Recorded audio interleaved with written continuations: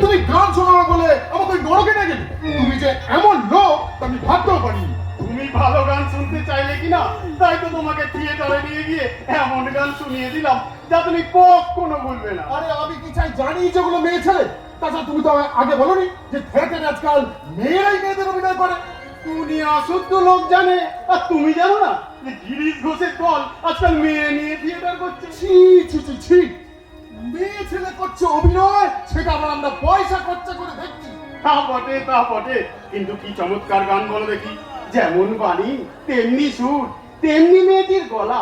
আহা, শিব যদি মা তোমার স্বামী। আরে থামো থামো, বলি কোন বেটারাই মেয়েদের থিয়েটার করতে পাঠিয়েছে? হ্যাঁ, আরে বেটারা নয় বেটিরা, ওদের কারোর বাবা নেই, সকলেরই মা। তার মানে মানে ওরা সব গণিকার মেয়ে। কি? কণিকার গান শোনো তো তুমি আমার থিয়েটারে নিয়ে গেলে? আবার কবে যাবে বলো? আবার আবার আমি যাবো ওই বেশ্যাদের গান শুনতে? বলি সমাজে ওরা মেনে নিয়েছে? কোথায় মেনে নিয়েছে? সমাজপতিরা পৈতেছিল অভিশাপ দিচ্ছে, আর নীতিবাগী ভদ্র সন্তানেরা গিরিশ, অর্ধেন্দু, অমৃতলালের বাপান্ত করছে। আবার মজার বিষয়, এরাই সন্ধেবেলায় চাদর নিয়ে দিয়ে থিয়েটার দেখছে। ওদের জিনিস খুঁজে খুব মজা। হ্যাঁ, পেট ভরে মদ খায়। কিন্তু তুমি যে বলেছিলে ওটা চাকরি করে। দিনের বেলা চাকরি করে, রাত্রে থিয়েটার করে। যারা সব সঙ্গী সাথীরা, তারা কি সব পুলিশ পুত্র নাকি? অমন কথা বলো না ভাইয়া, অমন কথা বলো না।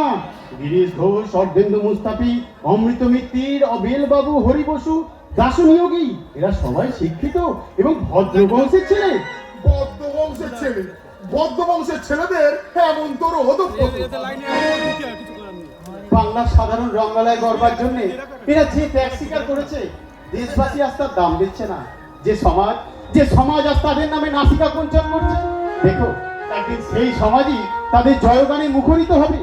বিশেষত সেই গিরিশ ঘোষ, কি এক অসাধারণ প্রতিভা। তার প্রকৃতিস্থ অবস্থায় একদিন তার সঙ্গে আলাপ করে দেখো। তুমি গিয়ে 10 বার আলাপ করো গে।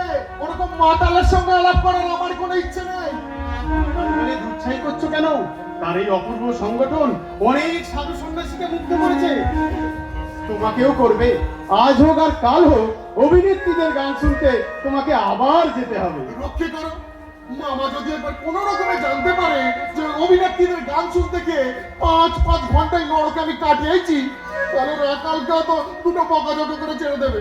কিন্তু আমার তো মুখ দর্শন করবেন না মামা। উনি লোকেদের এমন হেনস্থা করো না ভাইয়া, ওরাও মানুষ। মনীষীরা কি বলেন জানো? যেখানে দেখিবে ছাই, উড়াইয়া দেখো তাই, পাইলেও পাইতে পারো অমূল্য রতন। পাথরের গদায় পরশ পাথর লুকিয়ে আছে, তা কি কেউ জানে গো?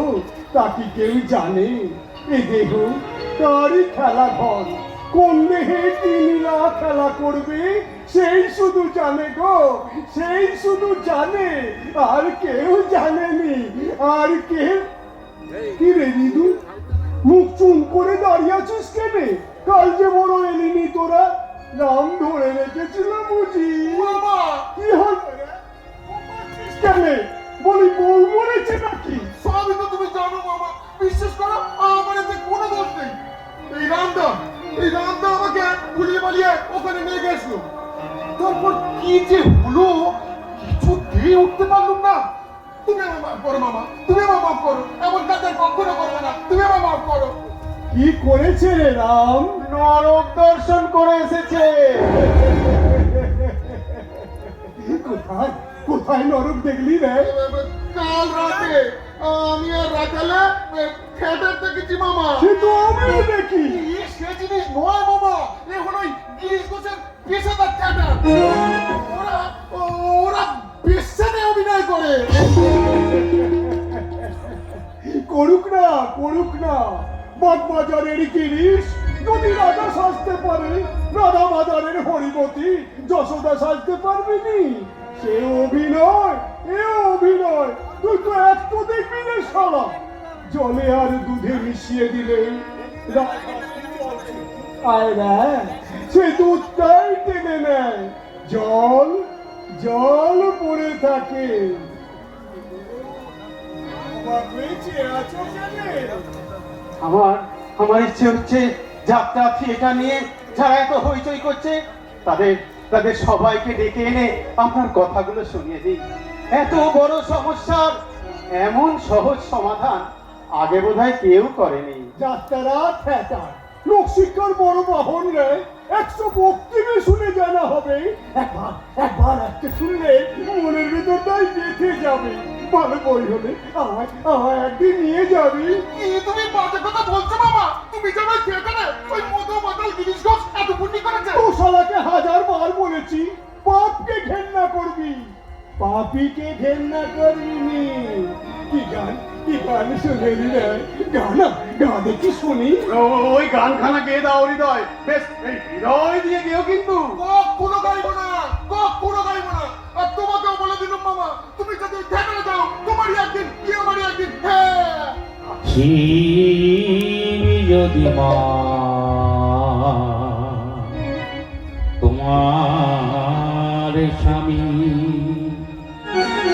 লোকাই কেন পদ তলে শিব যদি মা তোমার স্বামী।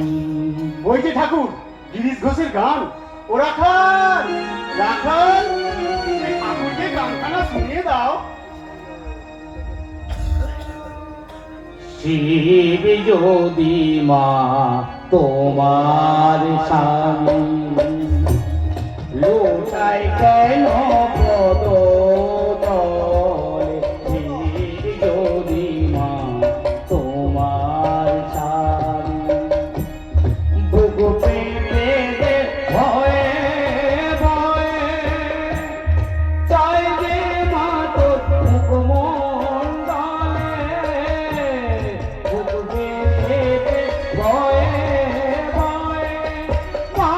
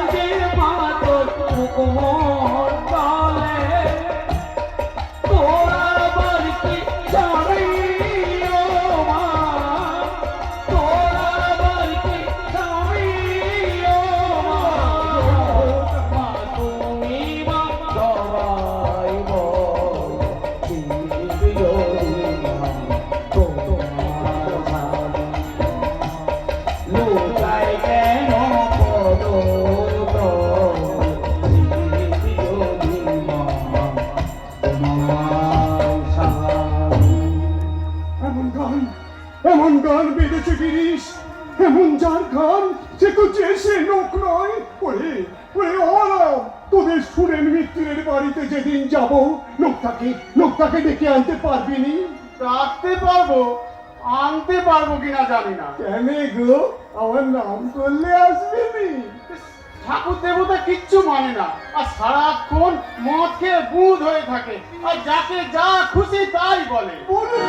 বলুক না, নারকলের ছোবরা দেখে ছুঁড়ে ফেলিস নি। ভেতরে মিষ্টির শ্বাস আছে গো, মিষ্টির শ্বাস আছে। রসিক ছাড়া কেউ তার খোঁজ পায়নি। বাইরের রংটা দেখে ভুলবি কেন? চকুনা আকাশে থাকে, কিন্তু নজরটা ভাগাড়ের দিকে। আর চাতক পাখিকে দেয় মাটিতে থাকে, কিন্তু চেয়ে থাকে মেঘের দিকে। কত নুড়ি পথের পাশে পড়ে থাকে, কোন নুড়িতে নারায়ণ আছেন তা কি কেউ বলতে পারে গো? তা কি কেউ বলতে পারে? মন ভুলো না কথার ছলে, সুরাপান করিলে আমি সুদা খাই জয় কালী বলে। গানারে রাখালি গানারে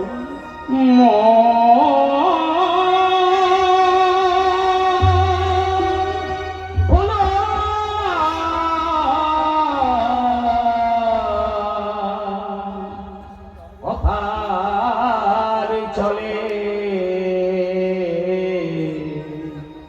সুরাপান করিনে